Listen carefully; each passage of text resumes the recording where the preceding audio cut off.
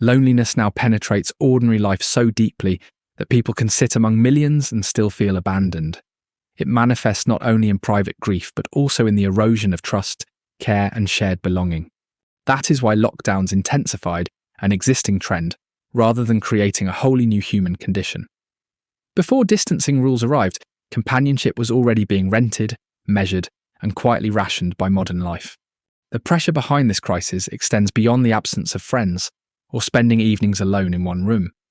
It grows when work consumes time, neighbourhoods thin out, public spaces disappear, and institutions no longer feel protective. In Manhattan, one woman can hire Brittany for $40 an hour just to walk and talk. An older woman in Japan might even choose prison, because jail feels more like community than home. This explanation delves into how loneliness widened, its costs, and which forms of repair can still work. In The Lonely Century by Noreena Hertz, subscribe to the channel for more grounded ideas on rebuilding connection. Loneliness here means more than solitude, as a crowded room can still leave someone feeling unseen and unsupported. It extends beyond family and friendship, into work, politics, neighbourhoods, and the sense of having any agency. The usual loneliness scale focuses on companionship, understanding, and whether people feel close to those around them. Yet, that frame misses what happens when employers, institutions, and governments also feel distant or indifferent. A person can have contacts, messages, meetings, and followers, but still feel politically unheard and economically disposable. This broader condition combines private ache with social exclusion, making loneliness both intimate and structural at once. It includes feeling cut off from co-workers, excluded from society's gains, and ignored by decision-makers. It also includes the quieter wound of sensing that no one with power is really looking back. Once loneliness is understood this way, the crisis stops looking niche and starts looking woven into daily systems. That shift matters because repair must reach beyond self-help and into the arrangements shaping ordinary life. This wider loneliness not only harms moods but also bodies, making disconnection more than just a sad emotional backdrop. The physical effects are severe, rivaling some of the medical risks people typically consider. Loneliness is compared to smoking 15 cigarettes a day and to alcoholism.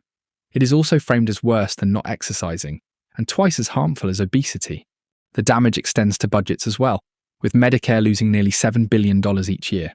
In Britain, the National Health Service and employers also face enormous costs due to illness and missed work. Politics is not spared either, as alienated people become more vulnerable to divisive movements and hard certainty. The pattern is clear when trust falls, communities weaken, and people search for belonging in hostile camps. Young people are especially exposed, with many reporting no friends, school loneliness, and difficulty with face-to-face interaction. An old man asking to be adopted and a lonely student in office hours both belong to the same crisis. Technology matters here not because every device is evil, but because design often pulls attention away from nearby people. Phones reward compulsive checking, public performance, and constant comparison, which can hollow out presence even during company. Social platforms can spread useful information like baby milk tips and neighbourhood help, yet also propagate hate speech and conspiracy theories. They amplify anger and tribal identity, while making communication faster, harsher, and less attentive to nuance. At the same time, daily life keeps becoming contactless in ways that feel efficient but strangely sterile. A person can order burgers from screens, shop without cashiers, take classes alone, and stream worship from home. Even shared activities increasingly happen without shared physical presence, which reduces the repeated friction of real togetherness. Convenience then starts training people to treat human contact as optional, awkward, or slower than it should be. When that habit spreads, empathy grows rustier and strangers become background scenery rather than possible companions. The result is a culture with endless connection tools that still leaves people feeling others are around them but not with them. Work should be a place where adults gain rhythm, recognition, and repeated contact, yet it often delivers the opposite. Open plan offices promise collaboration, but people frequently withdraw, message each other, and protect tiny islands of privacy. Remote work can relieve commuting pressure, yet it also strips away small talk, laughter, gossip, and touch. In one experiment, many employees eventually chose longer commutes again because working from home felt too isolating. Digital management then deepens the wound by turning workers into scores, screenshots, speedometers, and invisible data points. A call center worker can have empathy judged by icons, while warehouse labor is tracked to the minute. Monitoring measures pace, keystrokes, and output, but it does not capture kindness, context, pain, or care. That imbalance makes people feel powerless, especially when algorithms sort applicants and staff without explanation or recourse. Workers begin hiding from cameras and from each other, becoming less present and less themselves on the job. Subscribe to the channel if you want more practical breakdowns on protecting human dignity inside increasingly automated work. Where loneliness spreads, markets rush in, offering companionship, care, and even intimacy as purchasable services. That is why a rented friend, a co-living brand, or a companion robot can seem genuinely appealing. Brittany's clients include professionals too overworked to build friendships and newcomers who simply do not know anyone nearby. The service can ease pain, yet it also reveals how basic human needs are being monetized. Robots enter the same space from another direction, especially for older people, anxious users, and the socially excluded. Alexa becomes a funny household presence, while robotic pets and assistants provide routine, response, and a sense of company. Even sex robots are marketed not only for desire, but for companionship and emotional connection. These technologies may soothe some people, especially when human relationships feel hard, unsafe, or unavailable. But they also risk normalizing a world where care is purchased, customized, and detached from mutual obligation. Real relief needs more than rentable closeness. Subscribe to the channel for ideas that move from coping toward connection. This crisis emerged from a harsher public philosophy that prioritized competition and self-interest over community. Under that logic, people were encouraged to see themselves as hustlers, consumers, and rivals rather than neighbors or citizens. Income gaps widened, safety nets weakened, and many felt branded as losers in a system that worshipped winners. When social worth is tied to market value, exclusion feels not accidental, but deeply personal and humiliating. The language of togetherness was replaced by words of ownership, achievement, and personal specialness. Meanwhile, libraries, youth clubs, parks, and community centres were cut back just when people needed them most.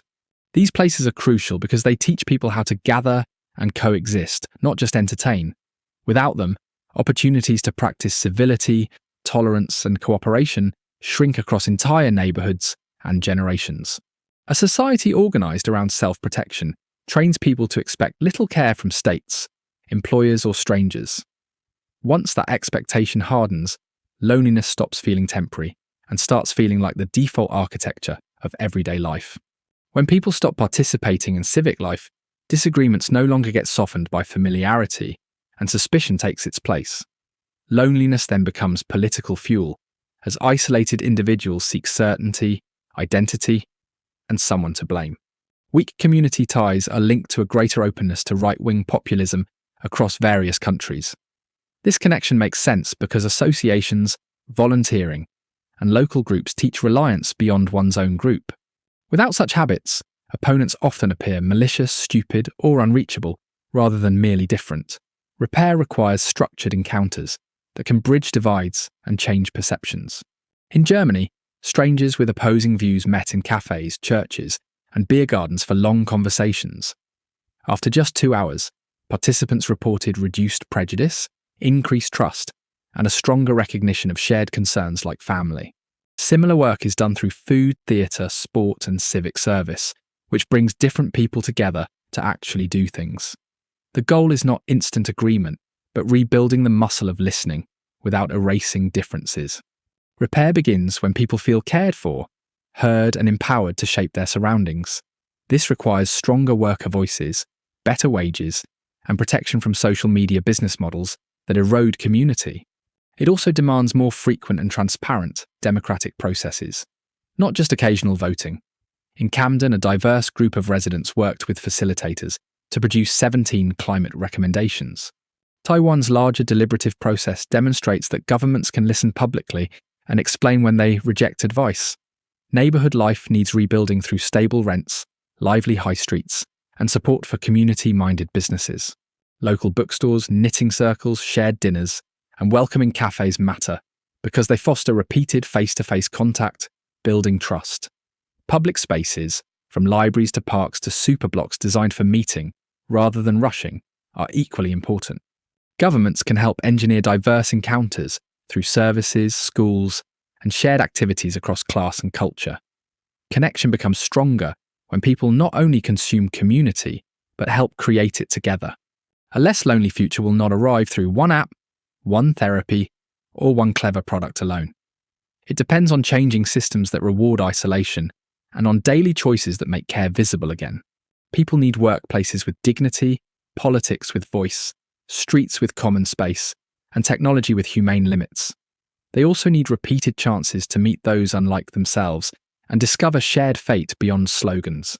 Some steps are small, like buying locally, inviting neighbours in, or putting phones away during conversation.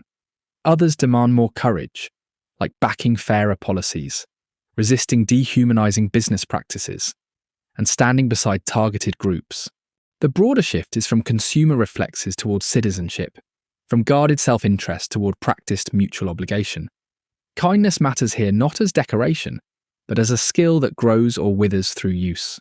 If these ideas take hold, society becomes less atomized, and ordinary life starts carrying more shelter. Subscribe to the channel for more thoughtful summaries that turn big social problems into habits, choices, and shared repair.